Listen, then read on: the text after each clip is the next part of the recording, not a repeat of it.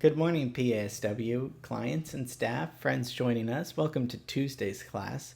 Hope you enjoyed yesterday when we looked at the great, brilliant genius Mozart and all of his wonderful, beautiful melodic music that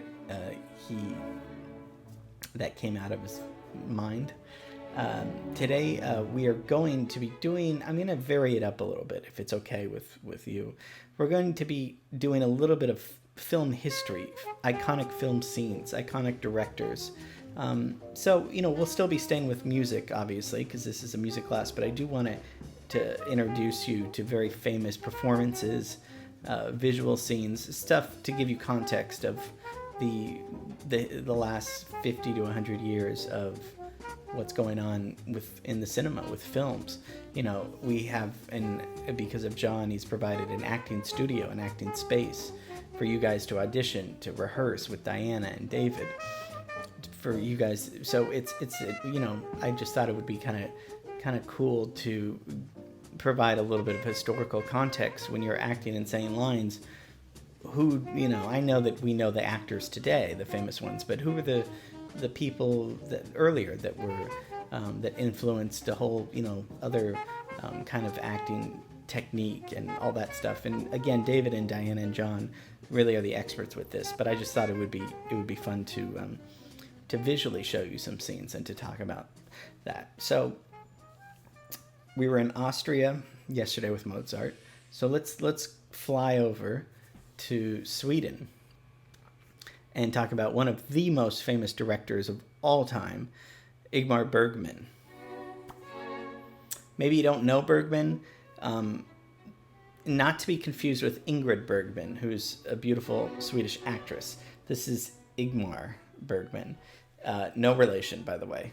So I was confused as a kid growing up. That's why I wanted us to all be on the same page. So we're going to be talking about the director, Ingmar Bergman.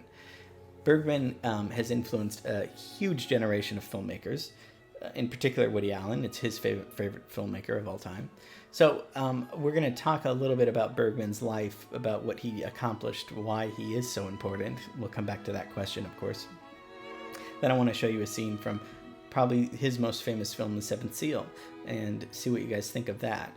We won't get too morbid because that movie does deal with the existence of God and the inevitability of death, but we'll try to keep it light and fun too, because last thing we need is to be sad or whatever.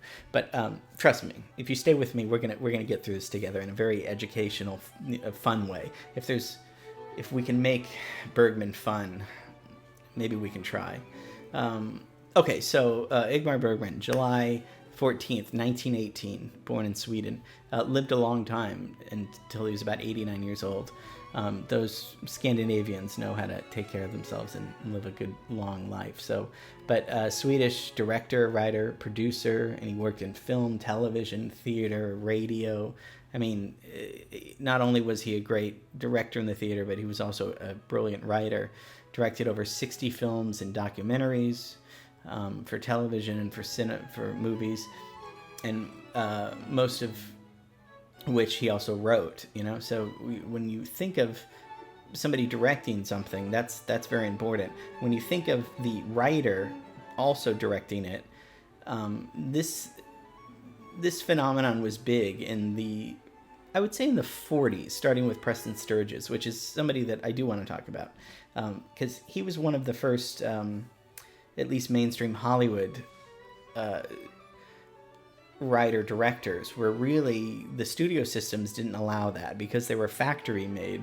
They had an editor, they had a sound person, they had a writer, or a few writers, they had a director. They were all they would delegate it to, Paramount Studios would delegate it to different people. With Preston Sturges, he had his own screenplays that he had written, and he wanted to direct them. And like Woody Allen has said, if you've written the story, the screenplay, then directing should be easy because you are, as the writer, know how it should look, how it should sound. That's not always the case. Sometimes there's just brilliant directors that know how to get things out of actors that writers can't. So it's not always the case. But in this case with Bergman, a famous, a very great writer and director. And so really the auteur theory kind of comes in here. Auteur meaning kind of, and that goes back to Charlie Chaplin.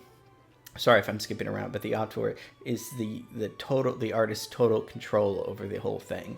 When you watch a Bergman movie, you know that he had everything. It's a Bergman movie. It's not Bergman and then, corporate CEOs saying change the ending, and then, so-and-so's neighbor saying, this offends me and I can't do this. It's not Hollywood. Hollywood doesn't really work like that. But when you see Woody Allen, when you see Charlie Chaplin, it's their creation. So that's what the auteur theory means. And I don't want to get too analytical, of course, but I want to give you context. So Bergman's whole philosophy in all of his films is that it's never political. It's always about the human condition. And that's why we still read Shakespeare, right? Because he always dealt with the human condition, and that'll live on forever. If I made a movie about a cell phone today, and it's great today, great tomorrow, next week it would already be dated, right? Nothing wrong with that. But technology can be dated, politics can, of course, but human condition is we're always going to be living with fear and pain and happiness and all of these things that we've been talking about. So part of his whole thing with film is questioning the human condition, not offering answers. Just like I never want to tell you guys what to think, tell you guys what to do, but only sharing information with you guys, sharing stuff and us questioning our decisions and questioning life. So I hope that that's what you're getting out of this. So he develops a repertory company of Swedish actors whom he repeatedly casts in his plays, movies, much like we have a repertory company at Performing Arts Studio West, our Black Box Theater. John, David, Diana, they work with you actors every day, and it's a company, and you guys are in all of John's and Diana's productions, and so he kind of finds a group of actors and creates this theater company for his material to be performed at. So he starts making movies in the 40s and 50s. From the 40s on until almost till 2000 or something, he's making movies. The movie we're going to be looking at is probably a scene that you maybe have seen. You've probably seen it, a parody of it rather than the original one, because it's so famous that so many Woody Allen, Bill and Ted's Excellent Adventure. A lot of movies have spoofed this because it is a great scene, and I don't really think any other filmmakers were dealing with issues like this and issues that were metaphorical, and I'll show you what I mean by that. So this is The Seventh Seal. Seventh Seal is probably one of his biggest films, and the title's from the Bible, from the Book of Revelation, Seventh Seal, and it's a kind of a historical fantasy. It's set in Sweden during the Black Death. And it tells this journey of this medieval knight, Max von Sydow, and a game of chess he plays with the Grim Reaper, with the personification of death. And you'll see him in this black cape. Now, if you know, the Grim Reaper is a personification of death coming to you to say, now is your time to come with me. And of course, human intuition is no, I'm not ready. I don't want to come. I don't want to come with you. You go on. I'll catch up with you later. Something like that. That's our survival instinct. So, but death comes to Max von Sydow's character and to take his life. But Max von Sydow says, "Well, let's play chess first." So and see where the game goes. So of course, this is all metaphorical. He doesn't want to play chess, really, right? You could think of chess as being a metaphor for life.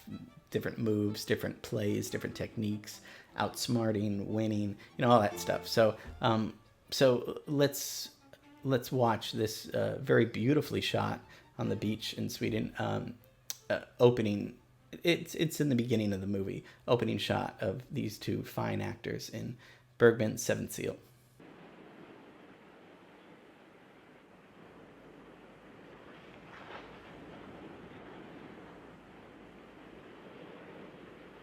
Vem är du?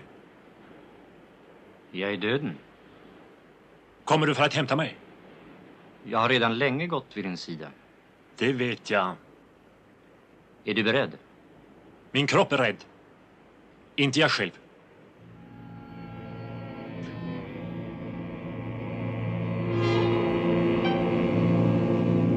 Vänta ett ögonblick. Så säger ni alla. Men jag lämnar inga uppskov. Du spelar ju schack, inte sant? Hur vet du det? Ja. Jag har sett det på målningar och hört i visorna. Ja, jag är verkligen en ganska skicklig schackspelare. Du kan ändå inte vara skickligare än jag. Varför vill du spela schack med mig? Det är min sak. Det har du rätt i. Villkoret är att jag får leva så länge jag står dig emot. Spelar jag det matt, förger du mig.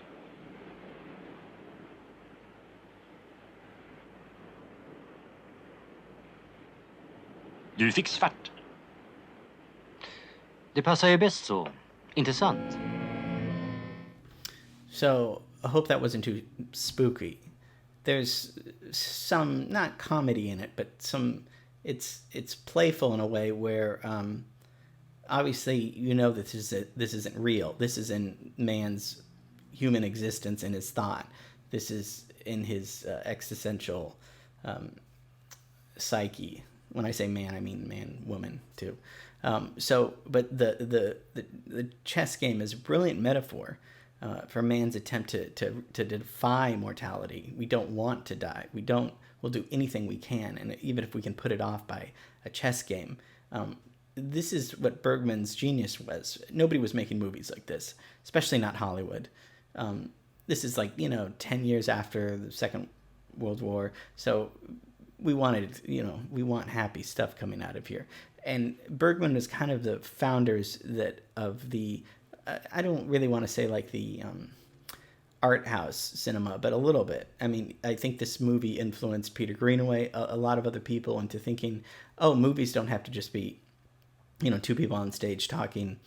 They can also represent something larger, allegorical, metaphorical.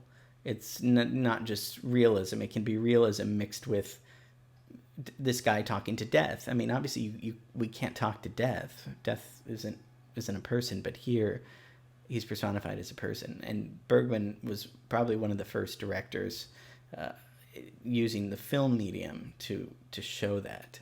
His personal life was, I think it was kind of crazy. He was married 5 times, and big ladies' man, and big